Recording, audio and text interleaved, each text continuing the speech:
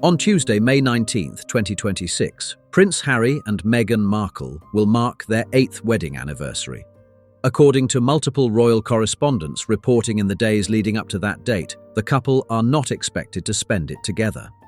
Sources who spoke to people in early May indicated that Meghan's commitments around her as ever brand and Harry's foundation work in California are now structured around separate travel schedules. A former Sussex aide, quoted by Page 6, described what the team internally calls a parallel track calendar. And on the same week that the 8th anniversary arrives, the Prince and Princess of Wales are being widely described in the British press as the most stable, most admired couple inside the modern monarchy. 8 years after a wedding that was supposed to modernise the firm, the modernisation is happening. It is just happening on the other side of the family. This is not just a story about an anniversary. It is about which branch of the family is going to define the public face of the British monarchy for the next 30 years. The Sussex wedding on May 19, 2018 was sold to the world as the moment the institution opened itself up. The Wales family was, at the time, framed as the cautious traditional alternative. 8 years on, that frame has inverted. Catherine has steadily built her own platform inside the firm.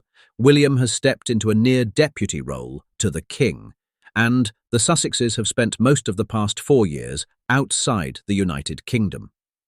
The 8th anniversary lands at the precise moment the Wales line has become the uncontested centre, and the Sussex project at minimum has become harder to read.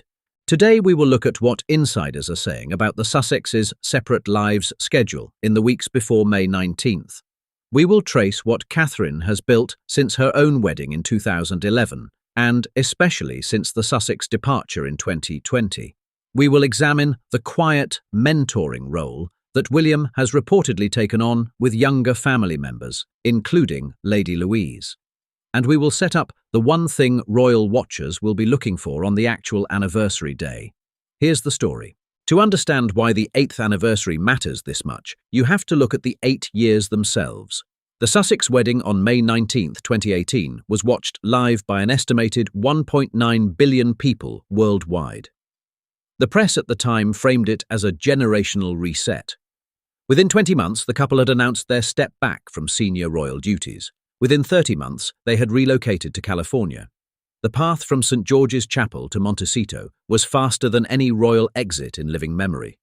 In the same 8 years, Catherine has done something almost the opposite. Her Royal Foundation Centre for Early Childhood, launched in 2021, has now produced 3 major public reports and 1 nationally distributed early years framework. Her work on the 2022 Earthshot Prize Cycle, her co-stewardship of the Together at Christmas annual service since 2021, and her steady patronage of the Royal Horticultural Society have built what royal historian Hugo Vickers, writing for the Daily Mail this month, called the quietest, most patient soft power expansion any modern Princess of Wales has ever managed. Royal commentator Ingrid Seward, in an interview with Hello magazine published in late April, described what she called the 8-year inversion. In 2018, she said, almost every royal commentator expected the Sussex project to define the next generation. 8 years later, the family member who has actually defined what the next generation looks like is the woman who was not at the centre of the 2018 conversation at all. There is one more piece of context.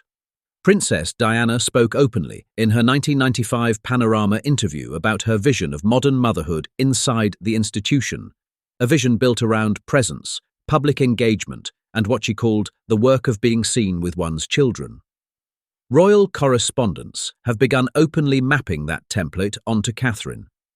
The same correspondents have begun, more carefully, asking whether Harry's chosen path has drifted from it.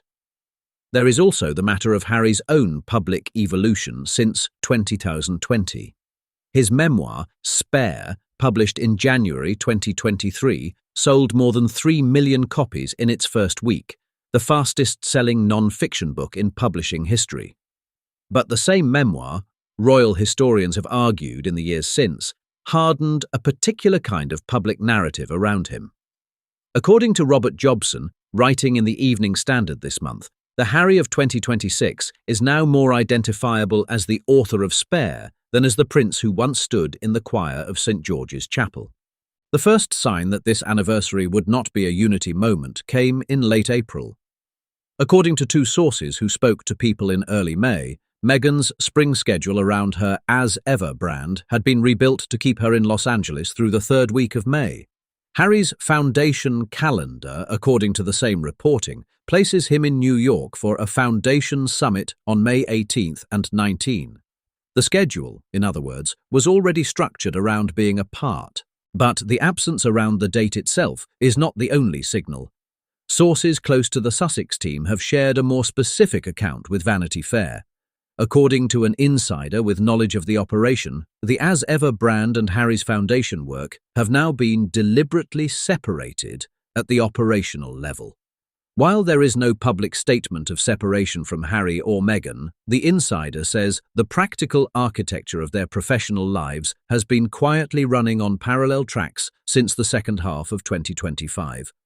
The Vanity Fair caveat is important. None of the sources contacted by the magazine described any imminent personal decision. What they described was a structure that no longer assumes the two careers belong in the same room. The third sign is the one royal watchers have been most reluctant to put into print. Multiple sources, including a senior royal correspondent at the Telegraph who spoke on background, have indicated that the Prince and Princess of Wales are quietly planning a low-key family appearance in Norfolk during the same week. The framing being prepared is not a counter-event. It is, according to the correspondent, simply the routine activity of a family that has chosen presence over spectacle. The contrast, however, will be visible, and the Wales press operation, the correspondent added, is fully aware of that. What this means in practice is that the public visual record around May 19th will not include a Sussex couple image at all.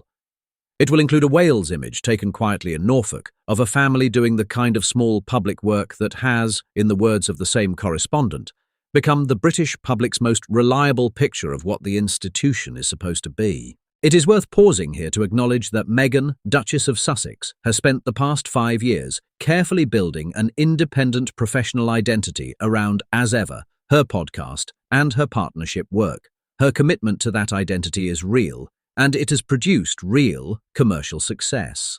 None of what is happening around the anniversary diminishes that. Harry's own foundation work in mental health, conservation, and veterans affairs has continued without public interruption. These are not failed projects, but the family architecture they were once part of has reorganized itself around a different centre. Catherine's mornings, royal correspondents have been describing for over a year now, increasingly involve the same kind of quiet preparation that defined Diana's public life. Children to school, briefing notes for the day's engagement. A deliberate choice to be visible without being staged. According to Richard Fitzwilliams, writing in the Daily Mail this week, William has begun spending dedicated time with the younger members of the family, including Lady Louise Windsor, talking about what he calls the long view of duty. Sources close to the Wessex household say Louise has described those conversations as the most useful guidance she has received since her grandmother died in 2022. Princess Charlotte, royal photographers have been quietly noting, is being placed in the same visual frame. Her trooping the colour appearances, her presence at the 2025 RHS Children's Garden opening, and her quiet inclusion in family Sunday services at Sandringham are all, according to one named photographer at the Mail on Sunday, deliberate. This is not simply about a Sussex schedule. It is about which children, in which household, are now being trained to carry the next generation of public visibility forward. The 8th anniversary will arrive on May 19th, either with a coordinated Sussex statement with 2 separate public schedules, or with silence. Each outcome would carry a different meaning.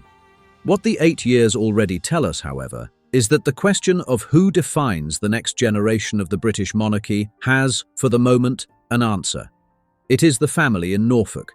The marriage that was supposed to modernize the institution has, in the most quiet and unexpected way, ceded that role to the one that was already inside it.